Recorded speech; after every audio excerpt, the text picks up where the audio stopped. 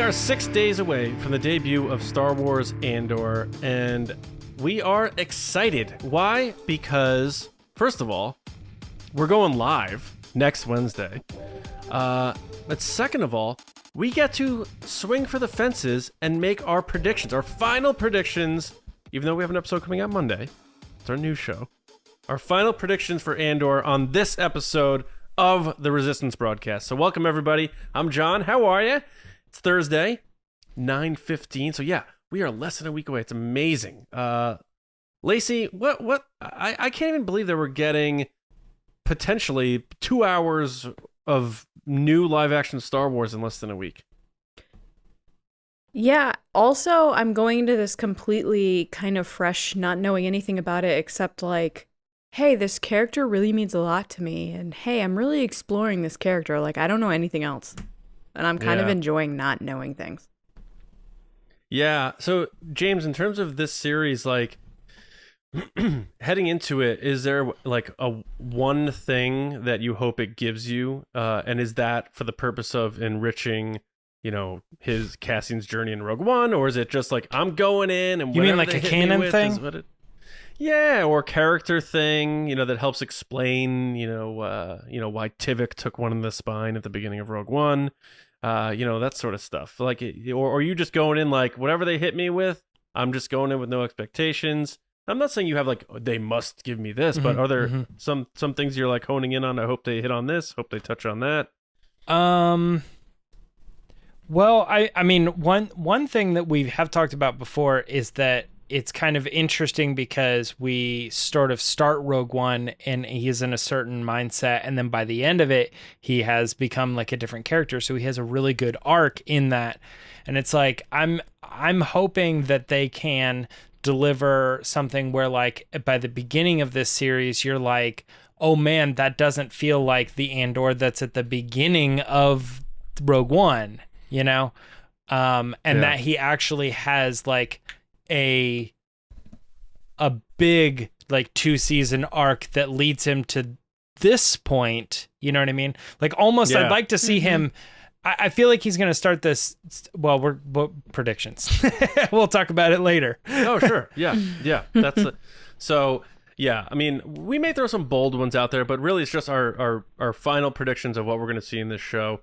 I guarantee there's going to be some jokes about things that we already know and stuff like that. But it'll be a fun discussion and hopefully thought-provoking. And anytime you talk Star Wars, it's a good time, especially when you're in the Resistance space with us. So thanks for joining us. We are going to kick things off with sort of warm the engines of our X-Wings with James Baney in our first segment of the day. Our first catch of the day. I fear nothing. I hate when you do that. Why do you do that? It's from Empire Strikes Back. I hate when you do it. But you know it's a Star Wars reference, right? It's in the Star Wars. I got it. I know. I'm just kidding. He always says that. Like, I know. I'm making fun of John by doing that. He's like, oh, he explains it. Oh, it's from Empire. All right, guys. You don't say. If I see Lacey like just randomly in public, I'm gonna be like, I see you wearing a Star Wars shirt. Can you even name 5 Star Wars characters? First of all, you'll never randomly see me in public. That's true. Although I might be going to your town this weekend, so maybe you will. Yeah. What are you going to the flea market? No, I went there 2 weeks ago. Okay. So what's in my town? Does it matter why you gonna show up? No, all right. You know what? You know what I'm gonna do? I'm gonna go to Will of Force right now. I fear nothing. For all this, as the Force wills it. All right, Will of the Force. There was cheer it. All right, we're doing 4 questions this week. 2 of which I see nothing. Yeah, and it includes Lacey Gilleran. 2 of which are from patrons, which is great because, you know, if you're a certain level of patron or above, you can start submitting questions, which is really cool. That's why we're going to kick it off. I'll also tell you where I'm going this weekend if you join our Patreon. Yeah. One of the first questions we have here, it comes from one of our commanders, and the name of this commander is Grogu's Wrinkly Head. That's what they go by. All right. They wanted to know, will we see Wullf Wullf Yularen show up in the ISB in Andor. And it's funny because that I read this incorrectly and my answer was for Tarkin. So will we see Wullf Yularen show up? Lacey, you're going first on this one. What do you think? No, have John go first. John, you're going first on this one. What do you think? I'm gonna say no, because they would need to. I think they've like retroactively canonized somebody sitting at that table in A New Hope as Yularen, so that they need to pull a Dodana and find an actor who looks like the guy, and I just don't think it's necessary. I know Yularen, I believe, was a big part of the Clone Wars movie, if I remember correctly. Clone Wars. The whole series. You said the he's Clone a Wars part of movie, both. but it's like he's out through the whole show. Yeah. And he's in Rebels. So I don't think he will be a part of this. I don't think so. I think they have the new woman that is like the new Krennic, and I think even Krennic could pop up. We'll get to more of that later, but I don't think Yularen's making the cut. Do you want me to go, Lacey? Sure. I this is off the top, like right now, based on just John's answer. I didn't have anything prepared. I think he will, actually, because of the talk of like he's a Clone Wars character, he's a Rebels character, and it makes sense that they could recast this person similar to what we saw already in Rogue One, and this show's definitely in the spirit of Rogue One. So I think it could be cool if that character shows up. And a big nod to the fan, easy breezy. Beautiful cover girl? No. Oh. Lacey. I was about to say the same thing. Can I say something really quick? What? This thermos weighs like 12 pounds, and I'm not even kidding. Is that a Yeti? No, it's a Stanley. Oh, Stanley. That's like a construction guy one. Yeah, this is for construction workers. This is not for podcasters. This thing, my arm is getting tired. I gotta start working out or something. So you're a baby. That's what you're saying. Look how big this thing is. My head is the size of a Volkswagen, and this thing is like dwarfing my head. Crazy. Okay. Listen to it. Hit the thing. Ready? Great. That sounded wonderful. Wow. What do you got, I'm Lacey? gonna say that I agree with James. I think he will show up. I think it's an easy way to connect other stories to this one. And I think, as we've seen with The Mandalorian, going into the Ahsoka series and other different current Star Wars Disney properties and stories, they're trying to make everything connect. And this is an easy way to do that, so that it draws people back to those other things. So I'm going to say yes. All right. Well, let's move on to our next one here, which is, will Din Djarin break the rules and forfeit the Darksaber in The Mandalorian Season 3 without losing it in a battle? So he doesn't have to fight. He just gives it away and totally gives up on the lore or whatever, the rules of how that Darksaber is supposed to be earned. Lacey, back at you right away. Thoughts on this question? I'm going to say no, Din Djarin will not break the rules and forfeit the Darksaber in Mandalorian Season 3. Quite a long answer. He looked like he wanted to give it away in Season 2, but then we see him using it in the Book of Boba Fett and training with it, and he's kind of on this mission to get back into the good graces with the people from his... what's the word I'm looking for? Is it guild? Yeah. It's not Creed? Creed. Yeah. Creed. Thank you. Couldn't remember that. Watch. Worst band. Creed. Sort Got of. it. Yeah, I think he's so wanting and needing to be a part of that group that he's going to forfeit the thing that they think is like one of the most important things of being a Mandalorian. I don't think he's going to just give it away. I also don't think anybody would just take it. Yeah, I agree with that, in the sense that he already sort of had that opportunity where he's like, well, she can have it, I don't care. And now the rules have been laid out and people are in some ways, I don't want to say they're gunning for it, but it seems like there might be some stuff with Bo-Katan that she clearly is having issues with the fact that he has it. I don't think he would ever give it up. I think right now he's like that's going to be part of his story, is going to be owning that sword. That's Right. now going to be something that he has to learn how to use it and how to wield it, and take the ownership that he is in fact the person that, for at least this time being, is meant to have it. John, what are your thoughts? I was going to say the other way, in that he was going to sort of like, oops, I left it here, and like leave some sort of message so somebody could find it or whatever. But I think you guys convinced me that he won't. The only, like, the reason I wrote the question was I was thinking about Ahsoka, and I was like, I feel like the Darksaber is going to be in that series with Sabine. You don't think the Mandalorian's going to be there? That was the thing. So then I started thinking, like, oh my god, what if they put the Mandalorian in Ahsoka? Then I'm like, no, they can't do that, because then they have to bring Grogu, and then they steal the show. I don't think that's going to happen. I'm also But not totally certain that Sabine would have the Darksaber, considering she already had the time. I mean, unless they want to say she had it, gave it up, and it was an issue, but now she's the true rightful person or something.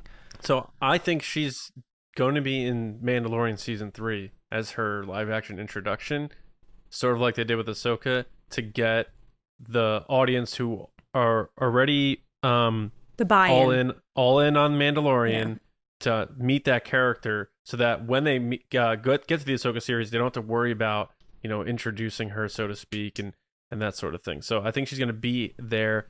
So I think that adds a wrench into the whole thing over the Darksaber. But I think you guys are right. I don't think he will just relinquish it in that sort of dishonorable way. I'm like so I could wrapped, see like, him in totally. the end game of that weapon, but Yeah, I could see him totally kind of bringing out the sword to Sabine. Like, he gets into a fight with her, and then, like, he tries to use it on her, and she's like, do you even know what that is? Do you even know what you're using? He's flashing it to her, like, no, look what like, I got. he doesn't realize that she's not an enemy and starts fighting with her or something, you know? And her witty comment of being like, do you even know what that is? Do you even know what you're using? You don't even know how to carry that. Right now he is sort of being taught by the armor, but I think that Sabine, being a future character that could say, I was trained by Kanan Jarrus, kind of thing. Wrong. Yeah. And I know how to wield that, and you're doing it wrong. It feels heavy, doesn't it? And, kind of thing. And, like, she would be like the right person to handle teaching him how to, I don't know. It's all interesting. You guys want to move on to the next one, or John? What do you got? No. One more thought? I think No. Bo-Katan is going to get a little crazy. I think she's going to get too obsessive. She's going to lose her path, as I've been saying. I think Mandalorian's going to take that Darksaber and realize, like, we have to destroy this thing before it destroys all of us. He's going to take it on a journey to the top of this mountain. He's going to throw it down into a volcano, and Bo-Katan's going to go chasing after it. She's going to die in the volcano. You think she's going to Smeagol it? Yeah, I just told the Lord of the Rings. Sorry. You're just told a Lord of the Rings story to two people that like Lord of the Rings more than you. and as she's going down, she will lift her thumb up. And just Terminator the hell out of it. Her thumb will be a mini Darksaber. No. Yeah. All right, let's move on to the next one here. It's another question from one of our patrons. This time, another commander, actually. Commander Joey Sack asked us the question, will we ever get a story, meaning a novel, a comic, or something animated, that has Obi-Wan appear to Leia as a Force ghost? And a little caveat here, he says, post-Return of the Jedi. John, you get to go first on this one. What do you thought? This was such a great question. Like, it is a great question. So much so that I logged into, like, when I got the question from Patreon, I commented under it on Patreon saying, like, that's a great question, which I never do. not that they're not all great questions, but that one I was like, oh my God, I want to see that. So I'm going to say yes. I think that'd be great. Animated would be ideal, to just really just get as much out of it as you can. Get some, Kevin Kiner music or something going, or some John Williams callbacks. I think that'd be a really sweet thing. And I feel like something that now that we've seen Leia and Obi-Wan actually have a relationship when she was younger, seeing them reconnect again would make more sense than if they didn't. Now that the story they told with the Obi-Wan Kenobi series. So before seeing Obi-Wan, I would have said no. But now that we've seen Obi-Wan and that they really did have that bond, I say yes, and I really would love to see it. Lacey. I'm going to say yes, we will get a story, and I think it's going to be a novel. We're already getting stories for like Princess and the Scoundrel of Leia and Han post Return of the Jedi. I think it's going to be a book. And we already have authors saying that they're working on different books that are not a part of the High Republic, so. Yeah. I agree with both of you. I think it's going to be a comic, though. But this thing actually, he says the caveat post Return of the Jedi. Yeah, maybe, but I don't feel like there's as much stress unless you're getting closer to the sequel trilogy. I actually feel like it could happen before Return of the Jedi, because of what John, you were saying about the connection that we clearly have now between Obi-Wan and Leia. It never felt right because we always felt like Obi-Wan was sort of connected to Luke and only Luke. But now that we see there's so much history with him and Leia, I think it makes a lot of sense that he at some point would show up to her and say, what he needs to say that's going to motivate her, at whatever time she's currently going on, which is probably not big picture, but probably what's going on in that specific comic arc. Then you have to change the end of Return of the Jedi. Why? Because it is apparent that only Luke can see the three of them at the end. You think and so? Leia's like, yeah. And Leia's like, I what don't are you think looking so. at? Like, come with us. Like, oh, I think so. I think that's pretty clear. Yeah. No, I've never, I think that it's open that it could go either way, because I think in both scenarios you could easily look at that as she sees it too, and that's she doesn't okay. even look in their direction though. She literally comes over and looks at him. She and thinks he's just by himself. Yeah, and she's and like, he come on. looks over at the ghosts and then looks back at her, and she's looking at him like, what are you doing over here? Come join us. Like, it's clear that she doesn't see him. Oh, man. I don't know about that. Maybe I guess I'll have to watch it again. But I've never thought that about that scene. Like that she's just totally has no clue. Anyway. But also, well, I think wouldn't it make sense now too, also? That she would know that I'm those not ghosts saying were that there? it wouldn't make sense now that she's seeing it. I said when they made the movie, she couldn't see it. And that's what's apparent on screen, because when you're watching it, I know what I feel is Luke's having this kind of completion moment that only he's experiencing, because he's never going to tell anybody what he went through. He's going to keep that fight with Vader, keep that fight with all that, like all the stuff he went through, he's going to keep to himself with the exception of like highlights. But he knows, and those people know what he went through. Because he had the experience with Obi-Wan, he had the experience with Yoda, he had the experience with... you don't need to argue that point. I get that. I've never really thought, like, when a Force Ghost shows up, that only one person in the room can see the Force Ghost. Like, you don't see Obi-Wan standing right there? Like, he just showed up as a Force Ghost. In tune with the Force. I guess, maybe. Yeah, I don't know. Anyway. Because you have to think Rey saw Luke and Leia, and that old lady didn't see them. Well, she wasn't looking. Neither was Leia. I don't know. I'll go back and rewatch the scene again, but I think it could make a lot of sense that Obi-Wan at some point before the Empire was destroyed. Here, but yeah. How about Han blasting through the ghost of Obi-Wan in Empire and Hoth? Be like, dude, I just like rode this Tauntaun thing through like a ghost. Something just happened. I don't know. And it's in the middle of a snowstorm. You can barely see him as is. James hates Force Ghosts now more than ever. I don't know. I've never thought that only one person can see them. Not only one. Obi-Wan. I think it's just who they're appearing to. Yeah. Like it's a a personal connection thing. Yeah. All right. Well, the last question is, will regional governors play a major role in Andor? So is there any chance Wait, hold on. Because then if Anakin appeared to Leia, she'd be like, who is that guy? Like Obi-Wan, yes, she knows who that is. Yoda, who is that? Anakin, who is that? So if she saw them, she'd be like, who is that? Yeah, but you're underestimating the Force. Like, somebody could show up and you could just know. Like, you've never seen this. I think you're overestimating it and writing in new powers that don't exist. You don't just know someone's feeling certain people unless you're connected to them. That's all that we've seen on screen. It's her dad. I don't know if she can make that call of like, oh, this person right here is my dad. I just feel it. And I'm not bothered that you think she can see them. Like, that's cool. You know, it's a movie. Cool. All right, let's get to that question. Will the regional governors play a major role in Andor? Lacey, I think you're first up on this one. I can't remember. I think so. I think they will. Yes. I think we're going to see a lot of Empire players in the show and see how it breaks down from top to bottom and who's in power and how power is shifting along with certain groups, and how they're all affecting the world that we see in Star Wars. Tony Gilroy said that this is kind of replicating what we're seeing now.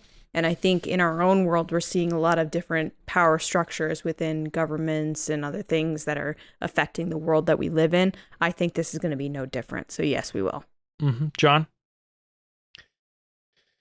I think so too. I don't know how major of a role, but I do know that Star Wars likes to be cute when it comes to filling in things to make things that come later expand or seem like right on the nose. And just I was thinking about Tarkin saying that regional governors now have direct control of their territories. The Senate's been wiped out. You know, so I could see like those seeds being planted, and maybe there's meetings going on behind the Senate's back where they're figuring out how to sort of take control of certain territories and stuff. So I'd like to see it. So I think that'd be pretty cool. I don't know how specific we need to get with like names and like which territories, but I think that'd be an interesting thing because we haven't really seen that other than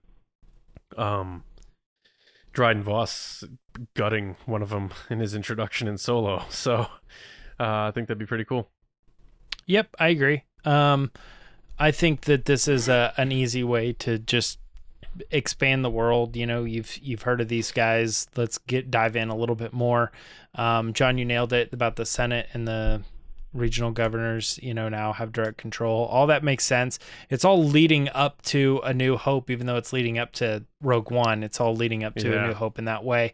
And we're going to get so many episodes that already in the trailer, you're looking at like these people standing there and they're all like raising their glasses and stuff. It's like, I feel like even if they don't directly say like, well, I'm so-and-so, the regional governor of, you know, whatever, it's like some book, you know, reference book or something is going to be like, these are these people. They, you know, this is what you need to know about these characters. They are the regional governors for this particular sector or whatever, you know.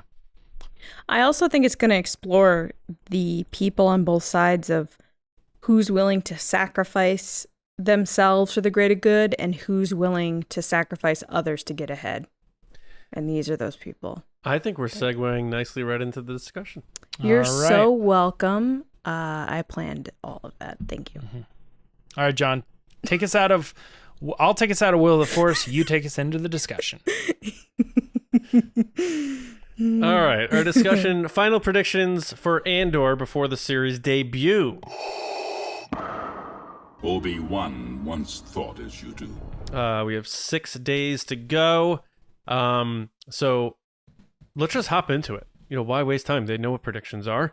Some might be bold, some might be on the nose, some might be obvious. Who knows? But I'll start where we just kind of left off. And I think it would be kind of cool if we got a political version of like an Order 66, where like all the governors are on some sort of like time, and they know like when it's time to start infiltrating or whether it's militarily or just trying to upset the political process and block senators from legislation. Like I know people have problems with the politics of the prequel trilogy, but I think if you tell it within this story for Andor, it makes a lot of sense because it is, as they say, grounded, and they're putting a lot of allegory in it and metaphors to our real life. So if there was some sort of like plan in place, like once we get to this point and we know that we can complete the Death Star or something, like it's at this time, that the governors are going to start advancing or something like that. I think that'd be really cool if we got like that sort of version of an Order 66, where it's not like, let's kill all the Jedi and kill all these people. It's let's usurp these political positions and reshape that now that Palpatine has created the Empire. I just got very interesting. nervous because we talked about this last week, I think, or it might have been our Q&A on Patreon, but about the Hunger Games, and I was saying how I didn't like episodes or movies 3 and 4, aka the third book, because it got like really political and like into like the inner workings of the war. And James said he really enjoyed it, and I just got nervous being like, what if this show is like that book? I mean, there's not gonna be any Jedi or lightsabers flying around, they said, so Sigh. I know I'm gonna find things that I love about it. I always have the ability to do that as a Star Wars fan, but like I just got so much anxiety being like, oh no, is this another like sitting around the table talking about war show? I could see some people being like, I want to like it, but it's so boring. Like not much happens or whatever. And I'm hoping that based like on the clip we saw with the IMAX re-release and a little bit on the Twitter version of it, it's a little bit shorter, but the IMAX one goes in a little more of the action that happens afterwards.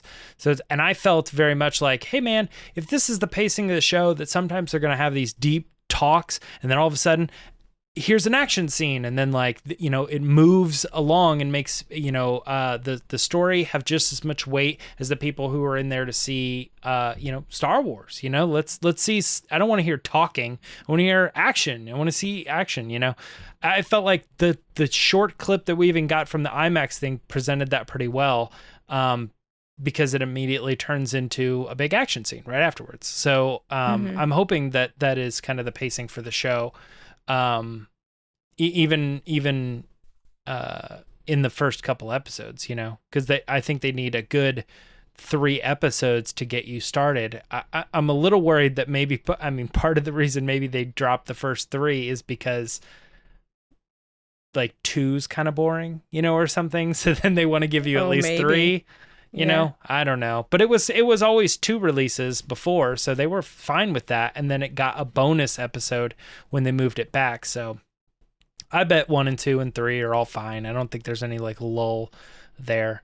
But even the dreaded filler, right? That's what everybody always says. There's no such thing as filler in these types of shows. I have a bold one I'm just going to toss out there. And I don't know how they would do this based on Felicity Jones' age, but in Rogue One, when she sees Saw Gerrera, she said she hadn't seen him in 5 years since she was 16, and this show starts 5 years before when she's 16. Yeah, I think that'd be kind of cool if we saw like wherever Saw goes at the beginning of the show, like wherever he's at and wherever he goes because he leaves her, seeing that would be kind of interesting. I know it'd be fan servicey to Rogue One, but I think that'd be kind of cool to see that. And I don't know if they would have to like DH Felicity Jones. Or well, the question is, are we seeing him after she got left, or are we seeing him when she's still with him? So let me stop you there, because that math doesn't add up. She was 22 when she died. So 5 years ago, she'd already been abandoned by Saw. Well, in Rogue One, I think she says it's been 5 years since I've seen him, or something like that. That's interesting. Then I don't know. I just pulled this up. It does say she was around 22, so maybe she was 19. She definitely tells Saw, I was 16. Or what would that be? Oh, 21. But then tells Mon Mothma it's been about 5 years. So she would be 21. Yeah. I guess they could do it. I didn't think of her. I don't know. I didn't think of her age that way. But anyway, go ahead. I guess that's possible. Yeah, I mean, Wikipedia says she was born 21 BBY. If she hasn't seen him in 5 years, that puts her at 16. That's exactly when Andor starts. Yep. Yeah. Could be cool. I don't know if Gilroy's going to go there with that. Just it's a fun, bold one to toss out there, because I'm sure we're going to have ones where people are like, yep. So I want one where they're like, no. I'm Dummy. almost, I mean, it's such a good connection that it almost feels like they could be like, you know, I want you to write this show, but we have a pretty strong thing that we want you to do. It somehow has to incorporate Jyn Erso. We need her in the show somehow. And if it happens, I'm going to be insufferable to be around. Well, because Diego's not going to probably meet her. It's going to be Stellan Skarsgård's character. No, or just her and Saw, seeing just her, parting ways. Yeah. Yeah. Because he says you left me in a ditch. She says you left me in a ditch with a knife or something like that. Yeah, a loaded blaster and a knife. Yeah. So that'd be kind of interesting to see, like, why did he do that? You know, well, we've got that story. It has happened in a book. It happened in Rebel Rising. Rebel Rising? Mm-hmm. I don't even remember that book. Yeah, I thought you were going to say the Rogue One prequel, Catalyst. No, if not in Rebel Rising, then definitely it was. I know that parts of that was retold in the comic adaptation. They showed the scenes, because I remember seeing the image of it being drawn when she was being left. But it's just, yeah. But those could have been flashbacks in the comic. But I feel like the story had also been told in Rebel Rising. But I could be wrong with that. I don't know. In Wikipedia, it's like in her main bio, it says she was raised by Saw Gerrera and became one of his child soldiers in his army, and then the partisans abandoned her. Mm-hmm. So I'm just curious to see that. I think it'd be interesting. So it's just a bold prediction. I don't expect it to come true, but I want to throw some wild stuff out there. So there you go. What was I saying earlier? Oh, about Cassian's arc. I don't think they're going to do this, because I feel like what we've seen so far of the show has been from those early episodes to set up where he feels when we first get started in the series. But I was saying it almost would be kind of cool to see Cassian as like a little more like relaxed and okay with things. But he's already stated that he was in this fight since he was 6 years old, so he's already clearly jaded. That's he looks a hard very get. Angry in the trailers. Yeah. So, but it almost would have been nice had certain things been different, that you could actually see Cassian be like, I don't think there's anything wrong with the Empire, and then to have seen like how bad and what caused him to want to fight against them or something like that. But that's not the character. I'm just interested to see what that arc is going to be, because it almost feels like when we're getting started, where's he going to go? You know, is he going to be a one-note character and everybody else around him is going to have the arcs? I don't really know. Man. I do know that he has a love interest, and I was totally right. So yeah, let's do a reset on that. Reset on what? Like a on and off refresh. love interest. Go ahead. Oh, I always get her name wrong. What's her name? Bix? The I don't know. character's name? She's not a pen. Isn't it? Is it Binks? Bix? No, it's Bix. Isn't it Binks? B-I-X? Isn't Like Jar Jar's cousin? Okay, first no. of all, I said Bix first, and you said I was wrong. I'm pretty sure I it's was B-I-X. kidding. Good God. Bix. Yeah, I think it's Bix. Kaling? Anyway, Yeah. So fix Kaylee. my guess from the moment we saw her was that she was going to be a love interest for Cassian Andor, and it has come out through interviews with Tony Gilroy that she is in fact an on again, off again girlfriend from his childhood until now, and she's at a point where she's done with him, but we'll see how. But the feelings are still there. So, angst.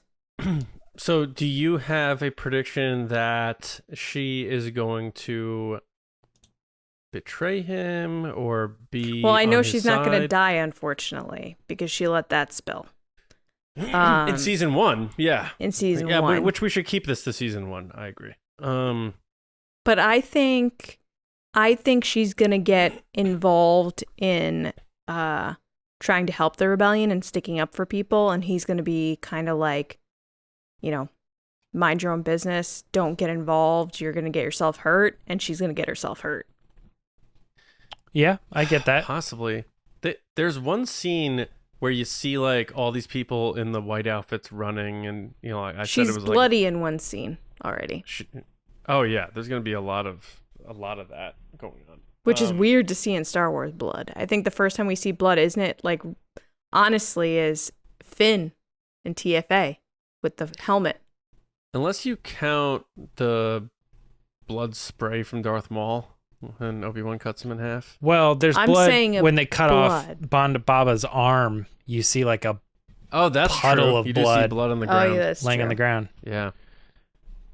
Good call. I'm thinking back to that scene in the trailer where there's all those people in the white uniforms running, and I'm assuming those are like people like Andor's like busting out from like, you know, like mental cells or something. It looks like very, padded what, cells or whatever. THX? Yeah, THX 1138. I mean, people are the first associating George it Lucas movie. with clones and other things like that. But I mean, the all white thing, that's how it feels. But I don't know that that's the vibe. It has to be Cassian freeing them because he's the hero of the story. And he looks like he's in one of those outfits. So does he get trapped and thrown in one? He finds his way out and he busts open the code and all the doors open. And well, he is in that it's a mad outfit. rush. And at one point, he's going, go, get out of here, like to other people. So clearly he's breaking there. He's done something that has caused. Maybe he hasn't done it. There has been something that has caused a breakout. And he is like for it, you know, like helping them get out. Yeah. Yeah. And I wonder if that's a situation where he gets help from the inside or you know, this Luthen guy has connections and he helps him out with that, or if he's just kind of on his own. Because remember, they kept saying it's a spy thriller, and whenever I think of that, I think of someone on. Go ahead, finish your thought. I just thought of a fun theory though. Yeah, I was just gonna say, like, spy thrillers, I usually think of that person. They get support to go do what they have to do, and then they're on their own, like Jason Bourne, James Bond, you know, that sort of stuff. So I don't think he's gonna have like a team with him.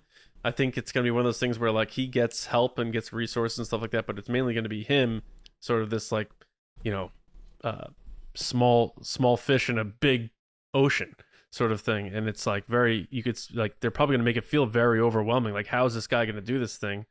So I'm curious how they shot it, but I think it's gonna be one of those things where like Cassian's gonna be almost like MacGyver, where he has to figure out how to like bust them out and that sort of stuff. And we really get to see how he relies on his own knowledge and experience to get us through things, and that sort of fortifying how he sort of became a leader, even though he may not have initially wanted to be one. What I was going to say is the way you were describing it reminded me of a Mission Impossible scene, and it's not exactly the same, but it made me think that the mission that he's going to be proposed with is like him being like, you want me to break into the prison?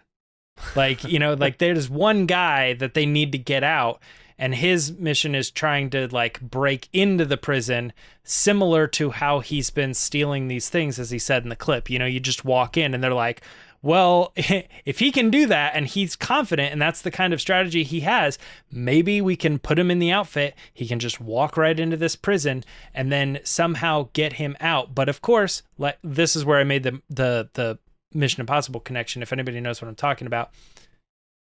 In the process of breaking out that one person, it turns into breaking out everybody. Right. Because he feels bad? No, I think it might just be part of the thing where, like, in the moment, like, what do? Well, pull the fire alarm, and then that's your best bet, because the guards are going to be going for everybody, that you will be able to extract the one person you need out. It's very Guardians of the Galaxy. Oh, yeah, sure. There's another example. Yeah. Sort of thing, like the best bet is just to pull the trigger and let everybody go crazy. Yeah, maybe it's something like that. I feel like I've seen that. Yeah, I think that's 100% could be, because that sounds like something I know I've seen in a billion things where it's like someone goes to free the one person, and then the person who gets freed goes, "What about the others?" And he's like, "Fine." And he goes, they're almost free and clear, but they go back into the nightmare to go help those people. It could be a Rey moment, wrong fuses. Oh, true. Oh, yeah. Yeah, like she pulls the thing and then all the doors unlock or whatever, and it's like, okay, wrong adapt. fuses. Adapt to what just happened. I do find it interesting that the whole thing's kicking off with this clip, obviously marketing-wise, very Han Solo, like, here's this money, can you do this? And he's like, no one does this. And he's like, how about for more money? And he's like, well, okay. Yeah, that's true. I like that. And then it's always like they get in for money, but then they stay because it's the right thing to do.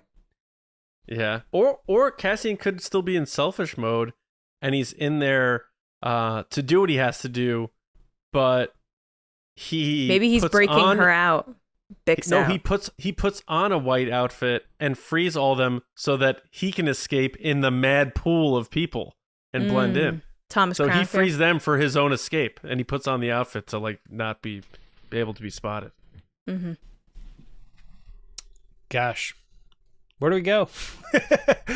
What other? I mean, there's a lot we can talk about. Are we going to see the Death Star? Yes, I think so. I think so too. Do you? Yeah, I mean, it that makes they don't sense, show the connection to Rogue One, but I almost really completed. don't want them to show too much. Yeah. I think that'd be cool. That'd be cool if it was like the first shot of the series. You just see here's where we are with the Death Star. But obviously not connected yet, to Andor or anybody who would have any information on that, right? Right, because he gets the information in Rogue One, but it has to be they're hearing rumblings of something happening. But that's what I'm saying. It's like I'm thinking that the Death Star feels more like a season 2 thing. Mm-hmm. Oh, could be. I think we're going to see K2 SO season 1 by the end. I think he's going to show up. I don't. It's hard because they were very public about he's in it. Oh no, hold on, backtrack. He is not in it, and we do not want to get your expectations up. Now They're very clear. They're saying he's not. So when he does show up, everyone's going to be like, "Hooray, he's here!" So that's why I think. Then we're left to speculate if they were always lying. I don't think they were lying. I think he had a bigger role, and they wrote it down. They cut him out, and then they were like, but we're going to have you show up, but don't worry about it. Or they show him, and it's just another one of those droids, and they're like, gotcha. Oh, that's a good point. We could see K2 style droids show up. Yeah. Like Hot Tub Time Machine, when did he lose his arm? It's like, is that K2? Oh. Yeah. Is that K2? Fucking Oh. George McFly. When did because I'm sure James, they probably say it in that one-shot comic, but do we know when he's programmed? Is it possible we could see K2SO reprogrammed? I don't know. What do you mean? What? We see him in his Imperial form, not reprogrammed as the K2SO we know. Yeah, like if he's been stealing from the same pot for a while, and then like he knows that droid is called K2SO and he has to get around him multiple times, but then like at some point he goes, it'd be easier if I just reprogram the droid or something, you know? I don't know. I could bust it out, but I feel like we'd go too deep down one hole trying to figure that stuff out. We can do a quick run through of characters that we think are likely to show up that were in Rogue One or whatever. Like Merrick, he could make an appearance. I think Bail Organa makes sense. Bail is an easy one. Yeah. I think one that a lot of people think is a clever pick, which I think should happen, is Enfys Nest.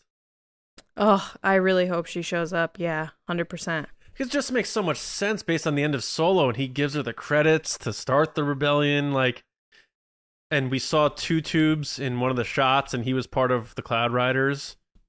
I think that'd be so cool. And she's still involved with the Disney family, having done Willow, and I think she's doing they brought her to Marvel for something, if I remember correctly. Yeah. I think seeing Erin Kellyman show up as like a little bit older Enfys Nest, only 5 years older, but she was like a teenager in Solo, and now maybe she's, you know, still in the mix, but more mature and more assured of what she's doing. And I think that'd be kind of cool to see her, and not necessarily for a cameo. I think it'd be cool to see her like sort of in the mix with the rebellion, because when else are we going to be able to see this character? Obviously not during the Galactic Civil War. So I'm not saying kill Enfys Nest, but I think it would be cool to see her doing some cool stuff in this series, especially if you're doing 12 episodes. Like, there's room. Yeah. What would you do if Han Solo showed up? Oh, man. I'd have to take it at this point as like, that's what we're going to get. Look at this shirt I'm Would you wearing. take the L or take W? I would just take it as a compromise. They're like, let's dunk him in here. Oh, man. So hey, I'll say this too. There is one character that you guys maybe remember. I posted this on Twitter once before, but it was like sort of a justice for Melshi. Like, he doesn't get the credit that he deserves.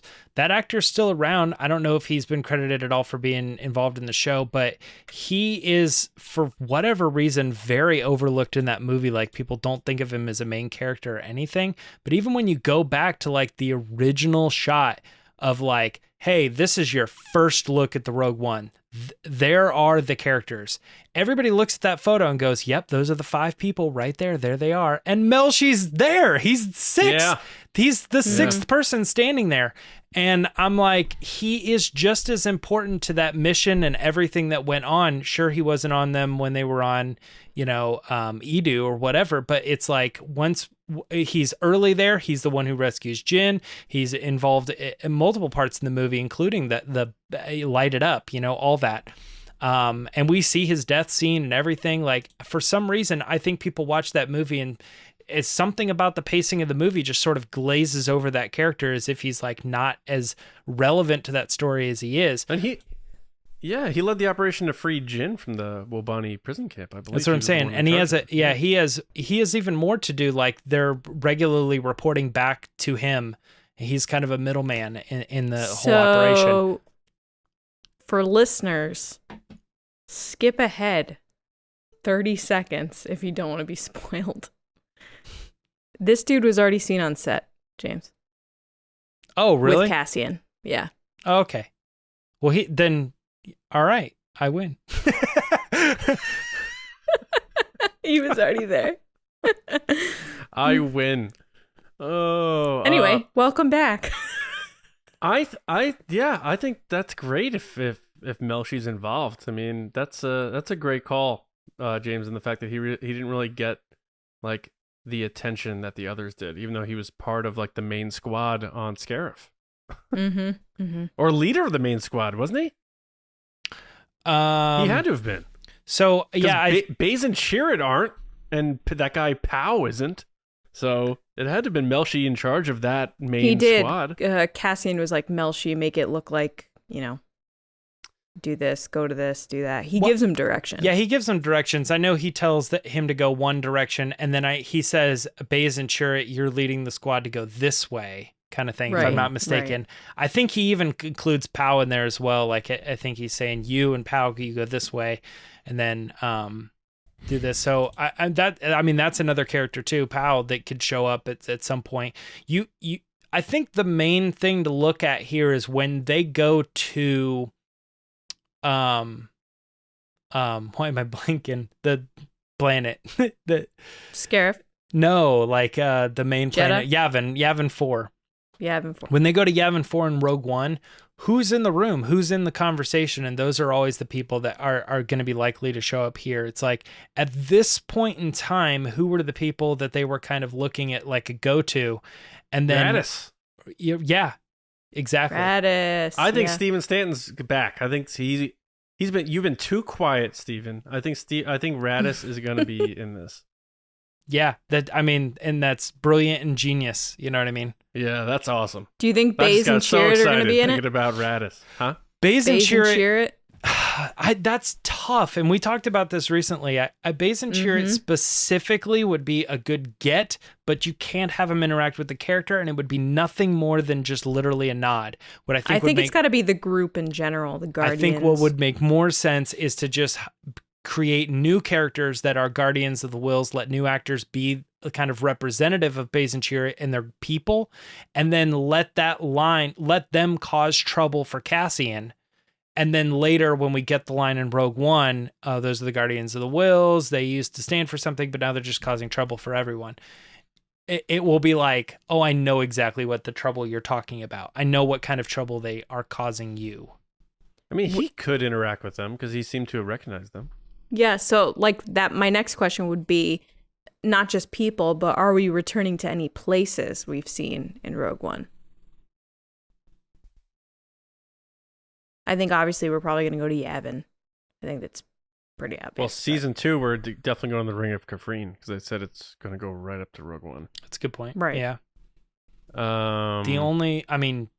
JETTA, because he says that's JETTA, or at least what's left of it. So it seems like he's been there before. He recognizes it. Mm-hmm. This isn't his first time going to JETTA.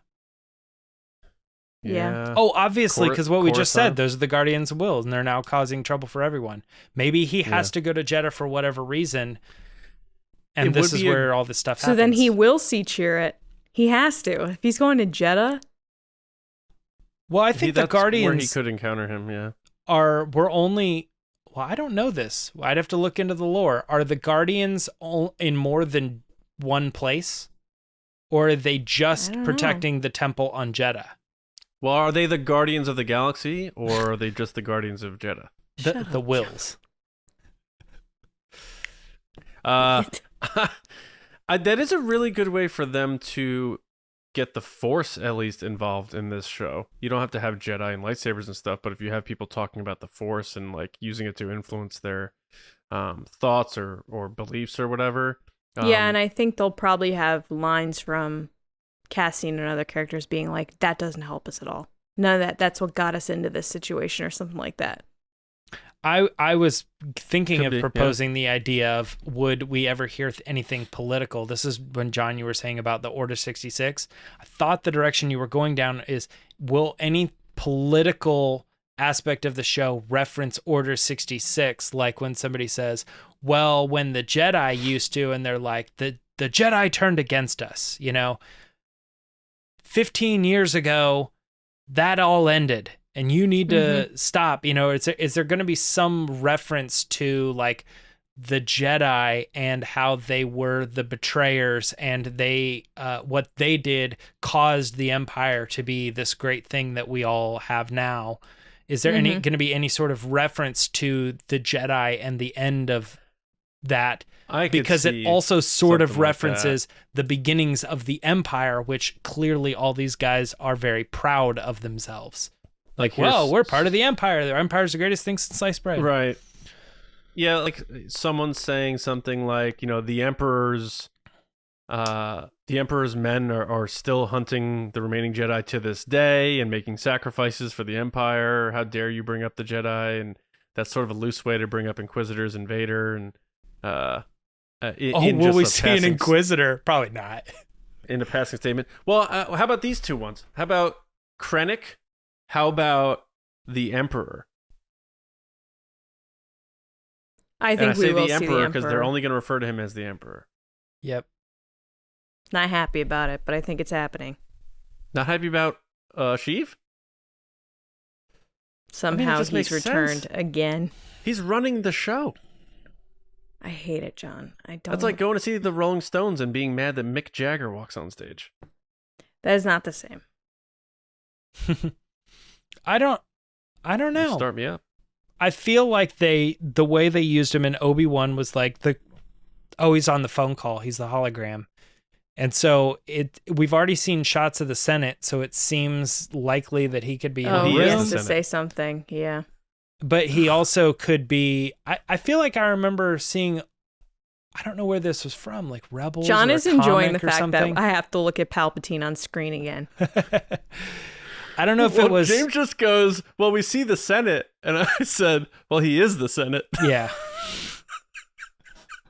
You're the So worst. there he was. He was in the trailer He is. already. What am I even saying? He's right there in front of all of us. Yeah. But there was something where they were showing a city and like there was like an announcement or some type of hologram that had his face and he was like talking and it was like today in the news, you know, President Biden said blah blah blah blah. It was something like that and it was just sort of like off in the distance and it could be as simple as like he returned for, I mean, I don't know why they would bring him back for something like that, but if he's already returning, they could also put that in, you know. You know what would be sick? Cuz he's don't just have like him in- surrounding the whole thing. Yes. Don't have him in the show, but imagine there's like a garrison or something on some sort of bridge and security or TIE fighter backed like Lambda shuttle flies over their head and they're like, that's the Emperor, that's Palpatine or something like that, and you just see his ship and he's going like somewhere. And I'll just be It like would- this at the screen. But that would just add a fourth dimension to all this. Like there's people like talking about, oh my god, that's Palpatine's ship, like, or something simple like that. His presence is there. You see how they react to it. You know what I mean? Like it's. I think that'd be kind of cool. So I think you know have what to is see something like that because this show is taking place after Order 66, so it has to show how this person got into power and how these people stayed in power to the Stayed point in that power. Yeah. yeah. You know what is interesting when you mention a ship? Lando at one point was hired to steal a yacht, and it turns out that it's Palpatine's yacht, and it has all these crazy Sith artifacts in it. But that particular ship is a rebuilt model. It's a rebuilt variation of Padme's ship from that we see in Phantom Menace. That big chrome. Interesting. What? The Nubian. I think so, yeah. So it's that ship. He took that ship, like rebuilt it and turned it into his own personal yacht, and it shows up in the Lando comic. But it would be interesting if we saw that in live action and everybody knows that's Palpatine's like personal, similar to like Dryden Voss, like, oh, that's the Light One. You know, that's his ship. He's on that. And it's scary when you see it floating through the parade or whatever, you know, looming. Yeah, that would be kind of cool if they just like kind of. And gave that's like a us something prequel like that. reference, sort of. I don't know. Yeah. Didn't Palpatine also like use that ship to make sure Vader was like still manipulated by him? Yeah. What? He, like, Yeah. What? gifted Yeah. it You're to him right. or something. What's the story there? Because I don't know where the Lando stuff fits in, if that was before or after. But you are right that he It gifted was either a that manifestation or he actually gave him a ship that was exactly like the first ship Anakin met her on. he like gifted it to her. Yeah. Just to Or like, gifted it to it's him. again, it's like, yeah, like just hammering home the trauma. Sick stuff. Also- those comic book writers are they do some sick things. You guys both, and Lacey more so, is gonna roll your eyes at this, but that the chrome on that ship ends up down the line being the chrome for Captain Phasma's suit. Seriously? Yeah. That's Captain Phasma's silver thing. It was made from the chrome of the Emperor's yacht, which in turn was that ship. I don't understand why people need to connect things that much. That's a bit much. Because I think that's like a throwaway line that like the book wrote, and it was like, oh well, this is a cool way to explain the chrome armor, but then Like it gets It could just expanded be on because Chrome. you've already put those things together. But you know what that to me feels like? They're The trying to make it a thing. Or the author in that moment feeling like that's such like being too cute with it and feeling like, oh my god, this is gonna make people like, oh, but only for that small period of time. And as time goes on, it's like, what? Really? I kind of agree. That's a bit much. You're It's a right. bit I rolled much. my eyes a little bit. Any other characters to toss out there, or you want to like get into any final? Bodhi Rook. But Galen working for the Erso. Empire, being just like cargo pilot. Yeah, How maybe. how cute are they gonna get with stuff like that? Are we gonna see Bodhi Rook piloting a ship that Cassian's on, and they have zero interaction? He's just piloting the ship, and he's just there. Riz Ahmed.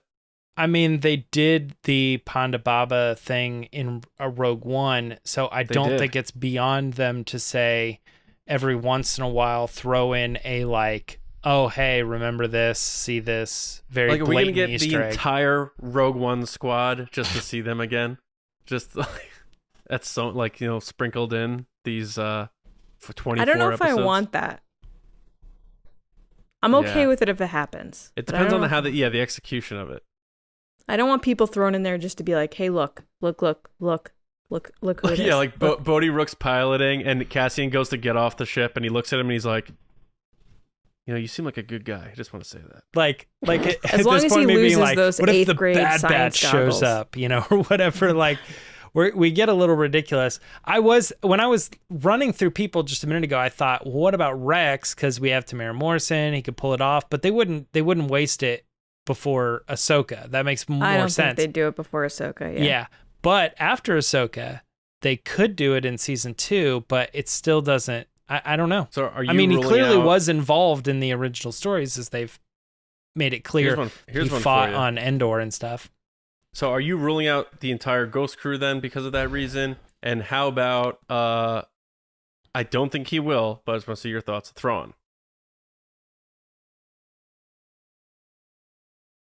Dun dun dun. I would say all of the Ghost crew, yes, rule them out.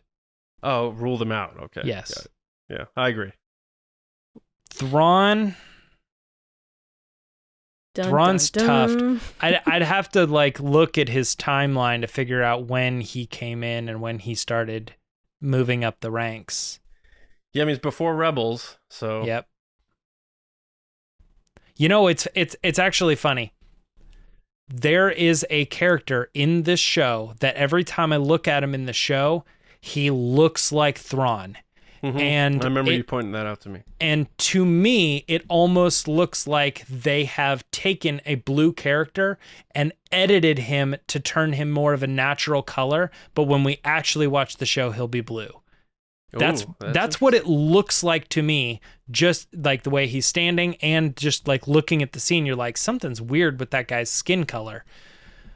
The thing that's interesting, though, is like, I don't feel like they would, if he's in the show, they'd remove him altogether.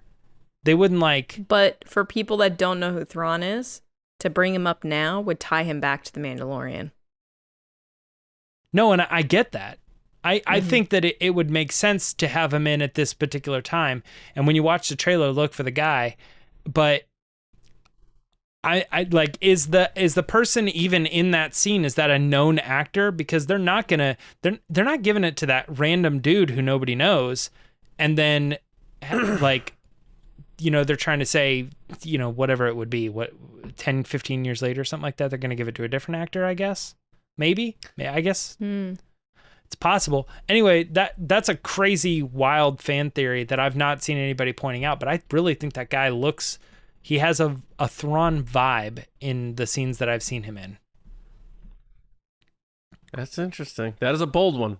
That is a bold one. And I'm not saying it is, but if it does end up being him and and all of that came true, I was thinking it. I'm not calling it, but I was thinking it. I have a bold one. James has a bold one. Lacey, do you have anything bold you want to toss out there? Not really. This series, I'm just kind of going in fresh. I'm going in without any expectations, without any ideas. I just want romance. in some way, and I'm hoping I'm going to get it. Is Cassian gonna kiss Bix? I think so. Okay. Yeah, I think so you're too. right. Because then that would explain why he didn't get romantic with Jyn Erso, because the girl that he truly loved died. Or something terrible happened to her. Are we gonna see Mon Mothma make out with her husband? I don't know. Does Mon more Mothma's romance. husband get killed? Well, it sounds like it's not romantic because she married him when she was 16. So I can't really stand behind that of it's probably not a great relationship. Where did you get that information from? It was in an interview with Genevieve O'Reilly, I believe. Oh, she talked about her husband and said that she married her husband when she was 16? Yeah. Oh, You double interesting. check it, but I'm pretty sure I read it because it was one of those things that I read that I was like, ugh, don't Yeah. like that. And he was 5. What? No. Yeah. Does her husband die? Yeah. And his name is Gon Mothma. Is that you were building that up for that? Well, Anyway, it was okay. until you went into the whole spiel. But I don't have many other predictions either. And we are up on time. Yep. So if you have any others you want to toss out there, let it fly. James? I'm good. No, you caught me off guard. I was looking up Mon Mothma's husband, and his literal Wikipedia article is literally that Mon Mothma's husband, and the entirety of this description is a male individual was the husband of Imperial Senator Mon Mothma, and appearances Andor. Like That's an arc. just right there. literally nothing. Gender male. Like that's it. Nothing. And That's it. and the notes and references is the I'm assuming the Entertainment Weekly. So that's it. I could then yeah, if he's not, yeah, I guess he probably will die then, right? That makes a lot of sense. What if Could be she a kills sacrifice him? she has to make. I don't think she would Yeah. kill him. But I Could think kill it's him. something where she has to like she cares for him and then he's like I'll go, you have to stay kind of thing. Mm-hmm. You want You're to too hear a important fun to the bigger fact from picture. Legends? I'm nothing, kind of thing or something. Here's to end the discussion, a fun fact of something that will never happen. Mon Mothma was present for the wedding of Luke Skywalker and Mara Jade. She got the invite? She did, It's a apparently. big deal. I hope she didn't wear white to that wedding. The one time she's like, ooh, maybe I should have thought about this. I should have left my sheet at home. Oof. Yeah. Oh, poor Mon. She was much more fashionable in her youth. But what are you gonna do? Well, that's when she's probably married to a rich guy. And then once you get into the rebellion, you lose all your money. I wish I was a rich man. Yeah. All right. Well, this was interesting. It's a couple of bold ones, some interesting ones, and I like some of the conversations we created based off of some of the predictions. So, and I'm sure there's a lot more we can get into, but let's find out in 6 days whether or not any come true in the first 3 episodes. Be pretty cool. But I also like being wrong in this stuff. I like not knowing, so it's just fun. Like part of why I love doing this stuff is that the speculating and trying to like be a detective and put stuff together. I think that's a lot of fun. So I enjoy these types of chats. Hope you two did, and I hope everyone out there listening and watching did too. And let us know what yours are. What are your predictions? And what do you think of ours? Our bold ones, our safe ones, our thought-provoking ones, all of them. And we appreciate that. So we were going to do an open chat, but we're up on time, so we're going to hop out. But we'll be back Monday with an episode, and then, of course, we'll be live. TRB Live returns next Wednesday, where we're going to do our best on a live stream to tackle the first 3 episodes of Andor. So it's probably going to be a longer episode than our normal live streams, and I'm okay with that. But I don't know how you guys feel. I'm excited to do the live shows. I always just have such a good time. The live chat always makes me, I don't know, feel so good. It's such a good time, so I'm excited to do that again. The live chats are my fave. I love interacting with you guys and hearing what your thoughts are, and just I like reacting to things when they happen. It feels like we're at a party. Yeah, about Star we're Wars. just like hanging out. We Yeah, get so it's in pretty the cool. routine of the show and how it goes and how we know this conversation is about something that happened this week, but it's going to be heard next week. And we get in that routine that a live show is like a breath of fresh air to what we normally do. Sometimes when we're podcasting and, you know, we're on this screen seeing the three of each other, I like want to like, let me see what the chat's saying. And I'm like, oh, wait, they're not here. They're not There's no chat. Yeah, so I'm excited to be with everybody next Wednesday, but we are going to hop out of here. Before we do, want to say a special thank you to all of our patrons at patreon.com/resistance broadcast. We have updates coming real soon, and I'm not sure, you know, honestly, you know, we record these a little bit in advance, so we may have already revealed our plans. I'm not sure, but if you're not a patron yet, it's a great time to sign up. One, we got all the Andor stuff coming, Bad Batch around the corner, then Mando Season 3, and we have plans that we're going to be unleashing and some new looks and stuff like that, so we're very excited. So head over to patreon.com/resistance broadcast. Join us for starting at just $2 a month for access to all of our bonus content right out of the gate, early access to our episodes, and then as you rise up the tiers, there's more benefits as you go. So take a look, and if you want to support us, we really appreciate it. It will help us be able to grow the show and do more, and that's a good thing. So special thank you, though, to our generals and spice runners. Generals Carmelo, John RISI, Jetta Rosewater, Frank Grande, Darth Hurricane, Nick Kratz, Christian Morales, Brian Smith, Matt Chitty, Danny, Mike Ramori, Matt Heath, Chris White, Brendan McLaughlin, Count Pepto, who recently went skydiving. Maniac. Love it.